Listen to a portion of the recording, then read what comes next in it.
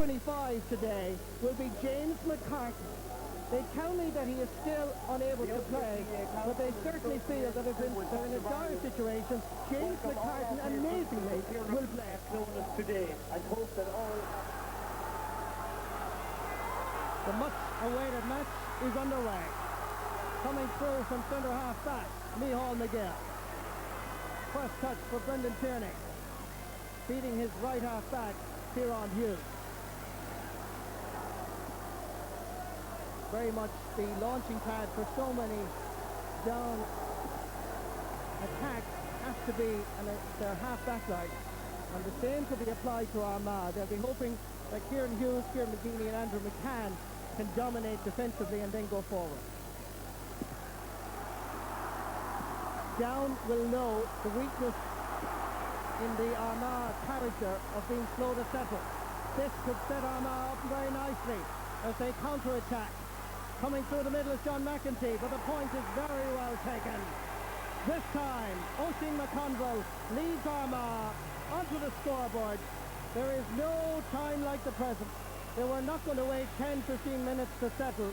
They survived the onslaught and then counter-attack with a superb point.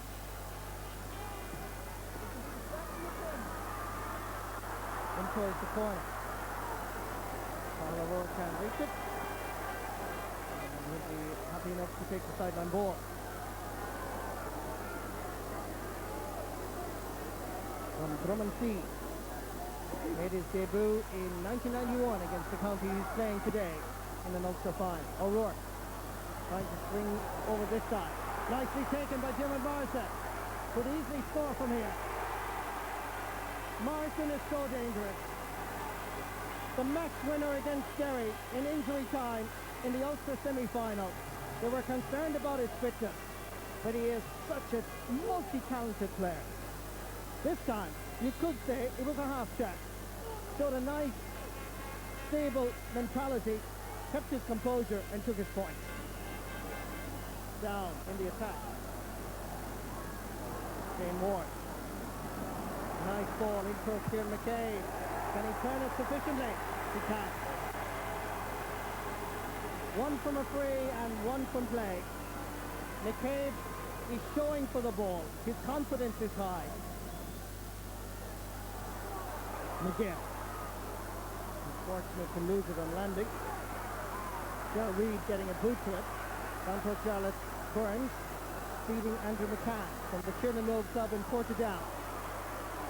Back towards Paddy McKeever, who is fouled, and that's going to be a free for Armagh.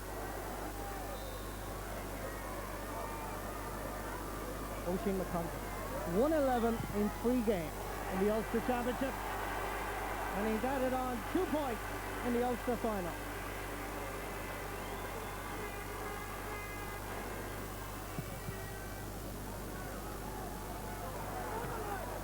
Break picked up by Ross Carr, feeding it right down the middle. Linden was sniffing around the goal area, but well anticipated.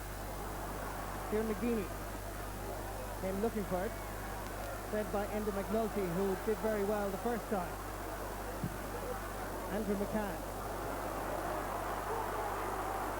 in towards Dermot Morrison, faced by Finbar Caulfield. Great run by Morrison. This is a wonderful chance. Goal! A great goal for Armagh. It was simple but beautiful. Armagh are delighted.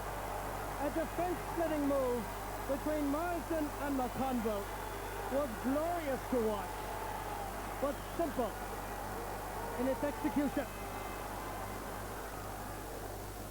Down towards Shane Ward from Clondup.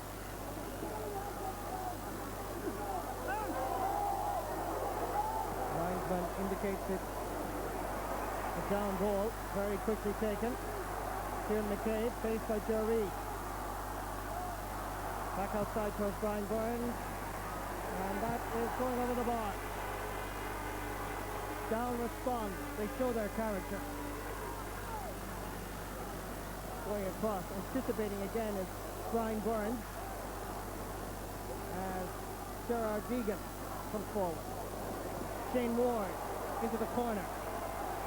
Nobody really running into the space inside, and there was plenty of it there. Back to Ross Carr, and under tremendous pressure, Ross Carr puts it over the bar. Full marks to Down. They kept to their task.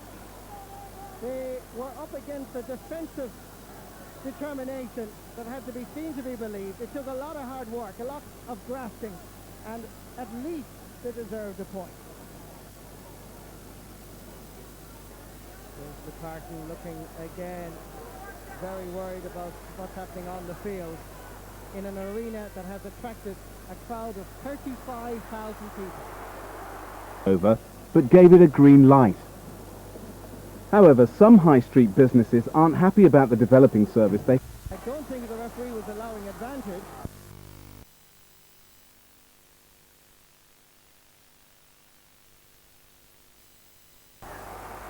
Good work by Justin McNulty, who's beginning to grow in confidence on Mickey Linden. To Reid.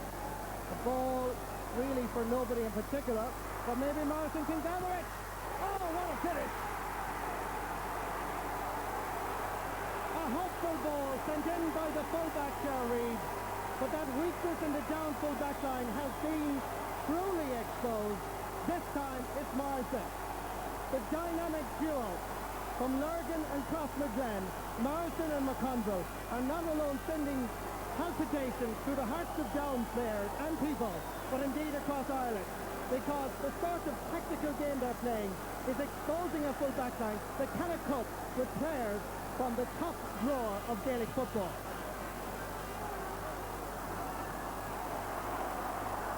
Armagh have it again. This time it's Kieran Hughes, brother of Brian, who played in the 1982 All-Ireland football semi-final against Roscommon. The tradition continues. The spirit, despite the lack of success, never quenched. As Armagh threaten again, Morrison is available in the centre. Beautiful skill by McConville, and the finish, once again, is of a premium standard. Armagh are quite simply electric in this first half. 2 goals and 5 points for Armagh. Finbar Caulfield from Rostrevor, home of President Mary McAleese, whose brother Salem Lenehan played many years with Rostrevor. Here's Shane Mulholland getting away from McGee. Good shoulder, but the blow was illegal. He did the first part well. The second part was undoubtedly a booking for the centre half back. Gregory McCarthy still warming up, anxious to get in, while on the field of play, Shane Mulholland from a very acute angle sends it over the bar. Now that is a very good point, because that was quite difficult, and his free-taking ability today so far tested and passing with 2 points.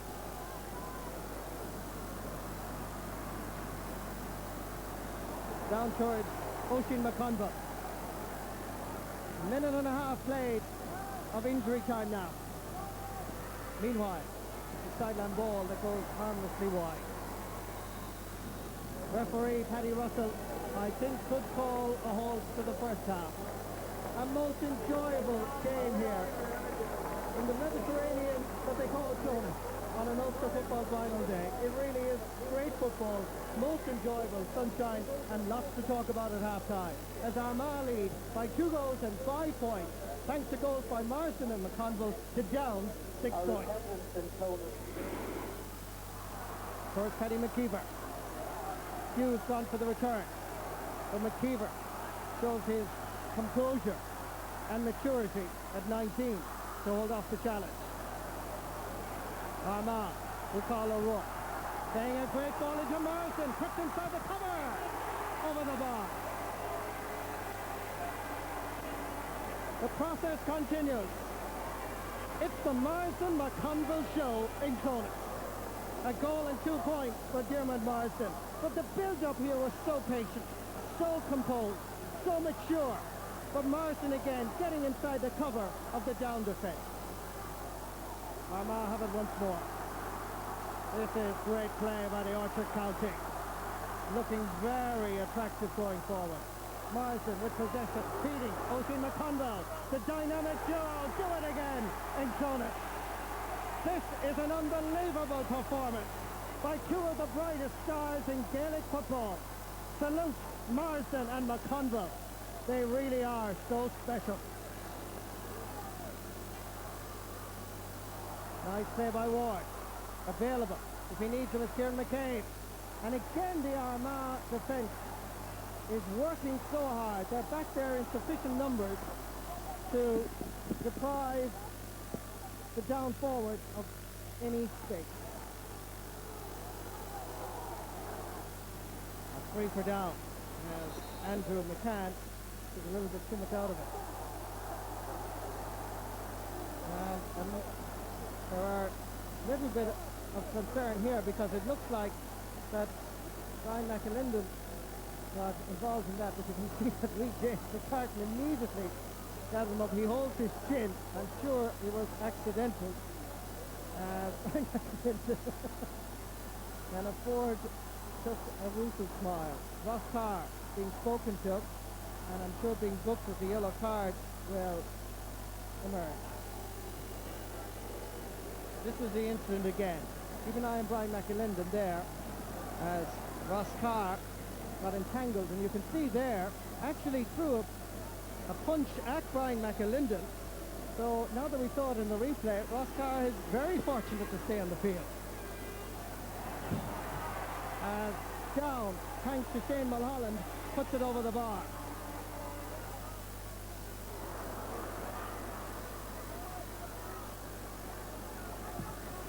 Down have possession.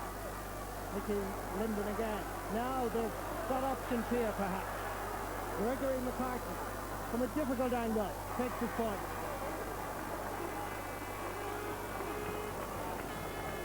The first real sign in the second half that the Armagh defence could in fact be beaten. Keith McGrath, more vociferous, more demonstrative than before. Giving out and encouraging, I'm sure, probably knowing Pete McGrath, his forwards to create a lot more chances.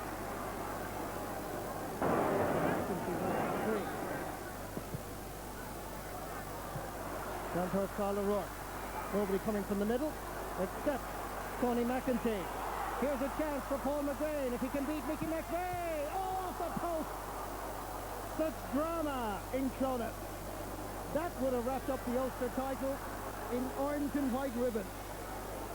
But a crossbar deprived Armagh, surely, definitively, of the Ulster title for the first time since 1982. Here it is again. And credit as well to the goalkeeper. He did, in fact, get a touch to it. I think the situation could well be that James, the rumours that we heard earlier, that James McCarthy could be introduced. That scenario is getting nearer that time as every second passes. Down at the moment have lost all shape and form, really. And when things go bad, they really go bad for you. And if they bring on James McCarthy, and if he's as injured as they say he is, well, I think that's a retrograde step as well. And once again, it's Armagh. Paddy McKeever cutting inside. This is a great run by McKeever. Brought down. This surely is a penalty. The referee is pointing to the spot. This will surely mean the Ulster title for Armagh if the ball takes the back of the down net. Paddy Russell is severely criticised, but I don't think there can be any doubt about this. McKeever, 19 years of age, great run, brought down inside the large rectangle. I really, from those pictures, wouldn't blame any referee for giving the penalty. Nicky McVeigh from Castlewellan. Oisin McConville from Crossmaglen.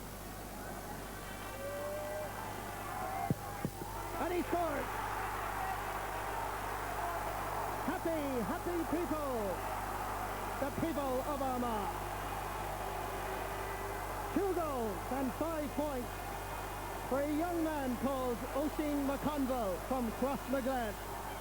What he's done at club level is now being done at the greatest stage in Gaelic football in the province of Ulster, an Ulster final, beating Mickey McVeigh with this penalty shot. Down, counter-attack, Shane Ward making an angle for himself and hitting it over the bar. Good point. And that's his first point of this Ulster final. Even at this stage, if Rosscar got a few points, it won't bring down back into the game. All over the field, Armagh are in charge, and it could be a miracle at this stage for Down to come back and win this game. Tony McEntee is fouled, and Down are introducing James McCartan. Well, this is the shock and the surprise that we anticipated. As we go down to the sidelines, Kieran Maloney. Well, it certainly is a shock, Marty. Mickey Linden will actually make plays for James McCartan. Mind you, he's been running throughout the entire game. He's been running up and down the sideline. He doesn't look like a man who's been recovering from injury. But Mickey Linden will make plays for him on the team. Indeed, as we speak, Kieran, we're watching the replay here. It's the second time that Sean Ward was shown a yellow card, and in fact, Sean Ward has now been shown a red card.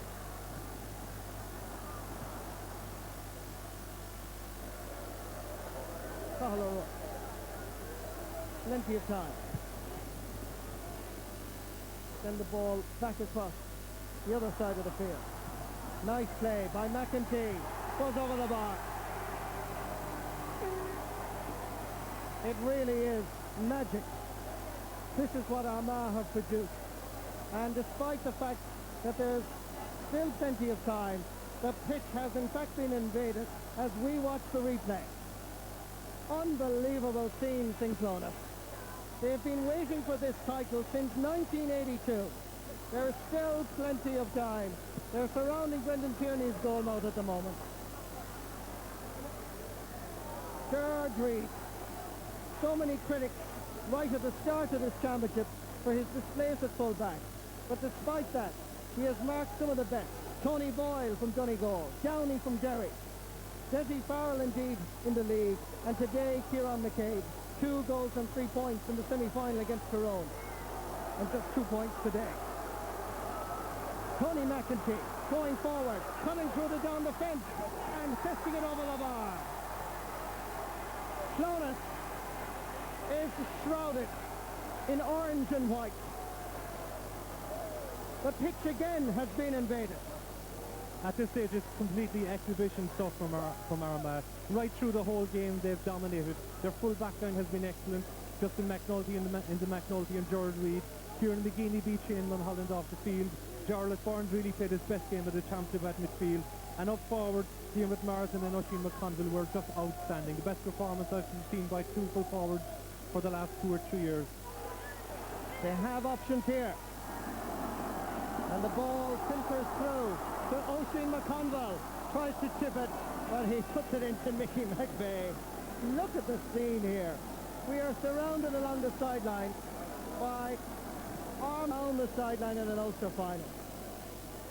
Back there is Jarlath Burns. This is now exhibition, as Tony Davis said moments ago. Tony McEntee, Kieran McGeeney. It's Armagh.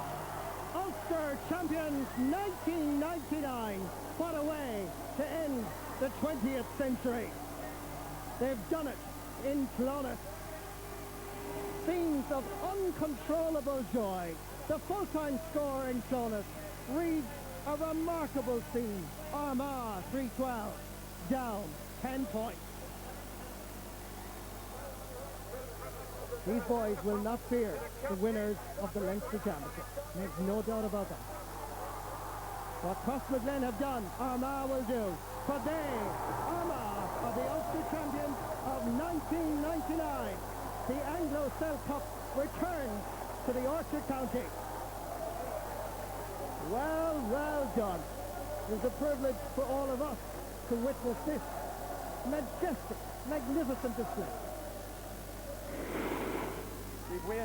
We've waited 17 years, and my career has spanned most of those 17 years, 13 of them, and we just didn't, there was times we thought that we were in the doldrums, and to come back and win it today in such style, it just shows that what's in this team. We were going to have to do it the hard way, Marty. Derry, Down and Donegal, the 3 All-Ireland winners from Ulster in the 90s, but to do it that way just makes it all the sweeter. I was happy enough with my own display, but a lot more happy with the team's display and the fact that we eventually, this 25th year playing with Armagh, eventually we won something. We have an Ulster title in the bag and having to bonus from here on in. It was a brilliant tactical performance by your county in that you planned. Well, myself and Jim have been playing together now from the Derry match. Jim was injured early on in the year, and we've been combining well. And as you've seen today, he made a couple of scoring opportunities for myself, and I think I repaid the favour on a couple of occasions. So, you know, we have a good partnership up there, and long may it continue. Our plan was really to get the ball in as often as we can and as well as we can, and I think we had left wides and down. I think that was important at the end. I mean, the goal chances did come, we took them, and like them things in championship matches, they do add up, and that's what counted at the end.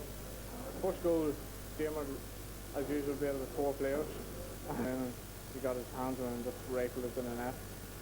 We have to go the whole way this year.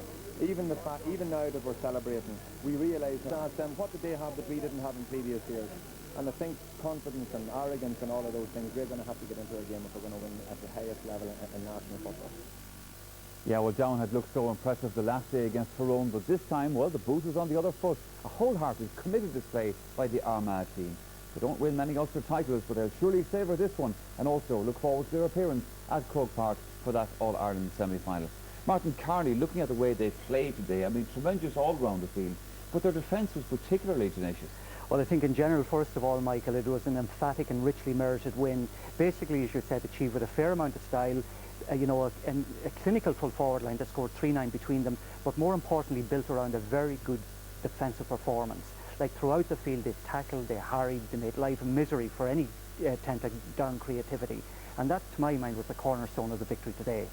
And there are so many examples of this throughout the game. For example, here, where Down had a free, they went sideways, which was typical of them on a number of occasions. I think it's Michael McGill tries to make the incision. You notice 5 players there around the carrier of the ball. McCabe gets it, has to go sideways, gives it back. And again, Micheál McGill eventually gets it, again tries to go forward, but again there's a phalanx of Armagh players in front of him. Finally, Alan Malloy gets it, has nowhere to go, and just aimlessly puts it into Jarlath Burns, who is retreated into a defensive position and clears the ball. And here again is an example of the defensive play. Shane Moore gets the ball, takes on Enda McNulty, gives it out to the in-running Kieran McCabe, but again there are 3 players around him. Reid controls the ball, gives it out short, and they move up the field with precision, and that was repeated again and again throughout the game today. Yeah, it was the cornerstone of their success, but of course it wasn't just simply the defence. All around the field, you were impressed with them today. Very much so. Like today, I think Armagh had the wherewithal to counteract the Down strengths. They had the physical strength in midfield. Jarlath Burns was able to match and get the better of, in fact, the Down midfield pairing, even though at times Down had loads of possession through the first half. And in fact, at one stage in the first half, I think had Down scored 4 attempts close to the half-time whistle, there would have been only 2 points in it. And I think they will rue a number of the misses that they had late in the half. But generally speaking, all through, the Armagh teamwork was of an exceptionally high standard. And again, I think there's, you know, at a stage in the first half here, I think this resulted in an Armagh point.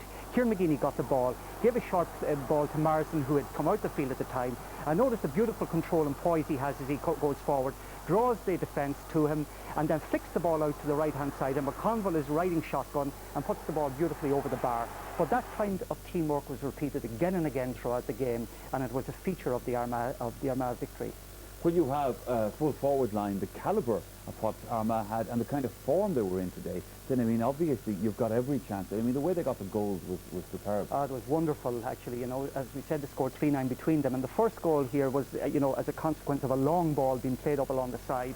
And again, it was a 1-against-1, Finbar, Caulfield and Morrison. Morrison has a very low centre of gravity, has the strength to hold off Caulfield, and then has that burst of pace and a great vision to give the ball to the in-rushing McConville, who slides the ball beautifully to the net. And notice the body language of Paddy Matthews there, who had a torrid time, straight to his knees in despair. The second one came route 1, high ball by the fullback Gerard Reid. And again, this strength under the dropping ball from Morrison. One touch, lashes it across the face of the goalkeeper and into the corner of the net. And those 2 scores actually killed off Down in many respects. And the third goal was the icing on the cake. Paddy McKeever, who had a fine second half, invited the penalty, and Oisin drives the ball low and emphatically to the corner of the net, even though Mickey McVeigh made a very good attempt at stopping it. I suppose, not unnaturally, after a while, some of the Down players started to get frustrated with themselves, frustrated with the way they were playing that.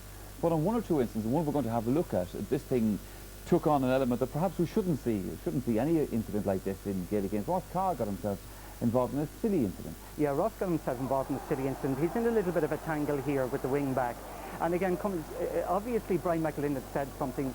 Now, Ross pushes him aggressively here. Now, Seamus Pryor is trying to separate them. You notice the aggressive push coming in here, and Brian McAlinden collapsed in a heap. I think maybe he overreacted to that. But to be fair to him, he got up immediately and got on with it. Now, I think myself, Ross Carr should have been sent off for that. He had been booked earlier. As far as I'm concerned, the referee maybe erred in continuing to give a free there to Down. I think at best he should have reversed the decision and thrown the ball up, actually. But Down, in fact, got a point from that. And in a closely contested game, that could have made a difference. Not excusing Colin O'Rourke what Ross Carr did, but it does appear that something was said to him. It brings into question the role of managers and coaches with teams, which is now so high profile. And I wonder, do we overstate it sometimes? Yes, we do, I'd say, to a certain extent, because once the team gets on the pitch, there's very little a manager can do in parading up and down the line. Of course he can make changes, but in terms of shouting out instructions, in a game like Clones or in Croke Park, you're not going to be heard anyway. So the best thing and the best place for most managers would be into a slightly elevated position where they could look down on the field. We don't have that in Gaelic. In a lot of other games, the manager is actually positioned in a box or a booth upstairs, and he can make contact then with somebody on the line to make changes or whatever. And I think we're moving towards that in Gaelic games as well, that we'd be just as well off if the managers of the team were in a position that they could have a better overview, because being on the sideline in Croke Park especially is probably the worst place to look at a game. Martin, what do you feel about I agree completely on that, Michael. In fact, I sometimes feel, why do managers think it necessary that they patrol the sideline? To my mind, they're a distraction. And again, when the noise levels are very high, as in Croke Park, you can't convey anything really to the players. And funny enough, I think the more you get involved in the actual game, the less rational and controlled you become. I think a manager needs to detach himself in order to kind of remain in control and to see what exactly is happening on the pitch. And for the life of me, I don't understand why there is a need for them to continue to patrol up and down. I don't know, sometimes I think it's maybe to inspire, other things I think it's maybe to intimidate their own players and get more out of them maybe. But I think it looks unsightly actually. Okay, well now, next here, in relation to this Ulster final, we come to our naming of Man of the Match.